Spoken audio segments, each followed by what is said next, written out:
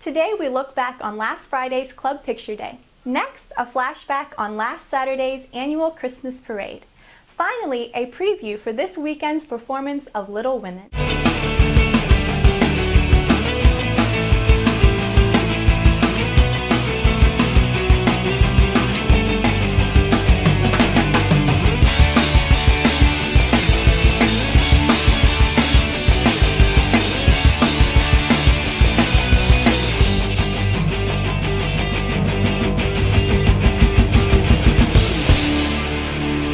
Welcome to PGTV News. I'm your anchor, Becky Schumar. Friday, the Club Picture Day craze was flowing through the school. Hundreds of students flooded in and out of the auditorium. Postures were straightened, smiles perfected, and pictures snapped. Katie Moody, Jasmine Lackey, and Becky Schumar bring us more. And then go over one more. Yearbook members work hard to pull off Club Picture Day successfully. I can't wait to see what it looks like in this year's yearbook. Club Picture Day was held on Friday, November 30th in the auditorium.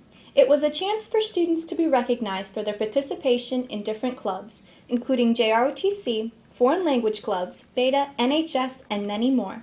Ms. Heath, Mr. Warren, and the yearbook staff produced this event.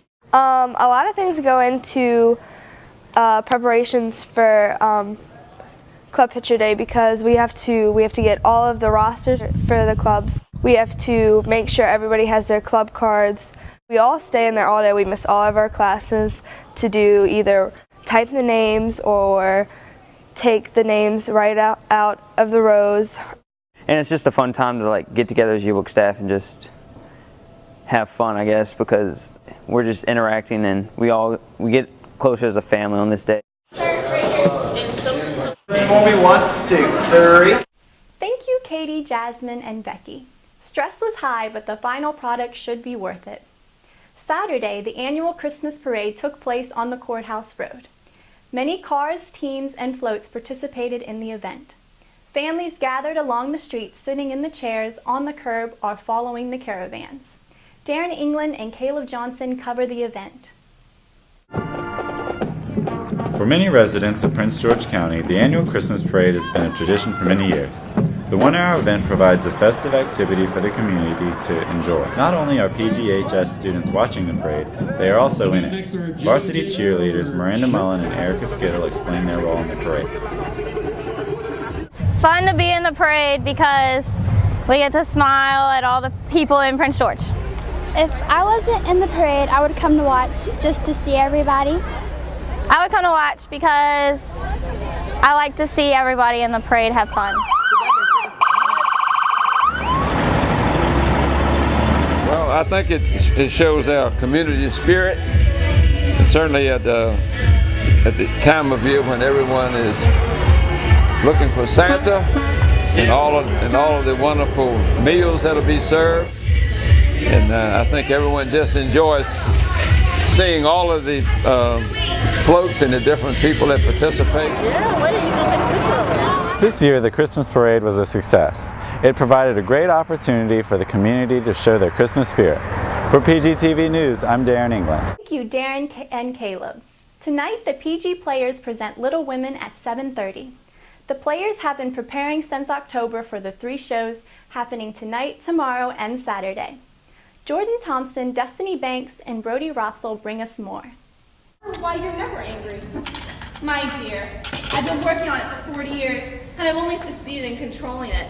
I still have to try not to feel it, although that might take me another 40 years. The play itself is a play that's been based off the book Little Women by Louisa May Alcott. Her birthday was actually last Thursday. Of course she's dead, but and the play itself is about 4 young women, they're all sisters, discovering their roles in life and finding what makes them happy personally. Louisa, when she wrote the play originally, was a feminist, so this whole play is pretty much describing the fact, or it shows that women can find what makes them happy without men. Some of them, of course, do fall in love and get married, but only after facing what it is at the time to be a woman, only after discovering what it is that made them happy. I play the character of Lori, also known as Teddy Lawrence. He's basically the player, if you will, of the play because he has a thing for all 4 of the sisters. My character tries all of the sisters because he secretly wants to be with all of the sisters, but he can't make up his mind on who he wants to spend the rest of his life with. The plot of the play is 4 sisters trying to make it through Christmas without their father. I'm Amy, one of the 4 sisters of the Little Women. She is the young and very selfish child. You know, she's the youngest of the 4 sisters, and she's very prim and proper, and she kind of goes on a journey with her other sisters to be more selfless. It's just Father's friend. You're merely talking. Father's friend? What's he been saying to make you look like such a pity? There's mischief going on here, and I insist upon knowing what it is. Students, remember the show begins tonight at 7:30 and the tickets can be bought at the door. Finally, our 2-minute drill on Tuesday night's boys basketball game with Chandler Shire. Give me my money. Remember the pregame warm-up. I'm Chandler Shire with PGTV News and Prep Productions, and we are here tonight for the Royals' home opener against Hopewell.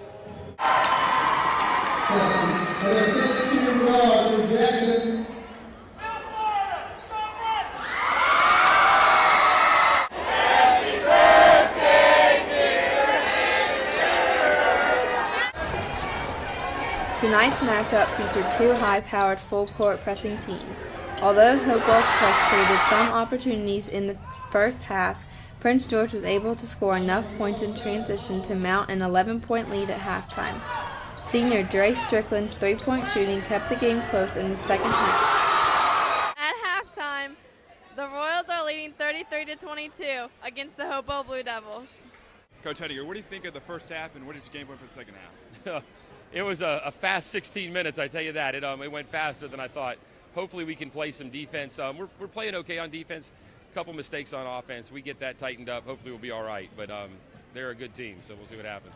But Hopewell's Tobias Taylor's 5 3-pointers were too much for the Royals to overcome late in the game. Jeff Ramsey, John Sally, and Malik Alexander scored 2 points. Devin Rose scored 6. Brian Bowman scored 12. Dre Strickland scored 25, and Sean Broughton was the leading scorer of the night with a total of 26 points. After a tough home loss, the Royals are now 0-1 in the district. For PGTV News and Prep Productions, this is Chandler Shire. That's all for today's show. If you have any comments or story ideas, please contact us at pgtvnews@gmail.com. Like us on Facebook and follow us on Twitter. I'm your anchor, Becky Schumar. Have a great day.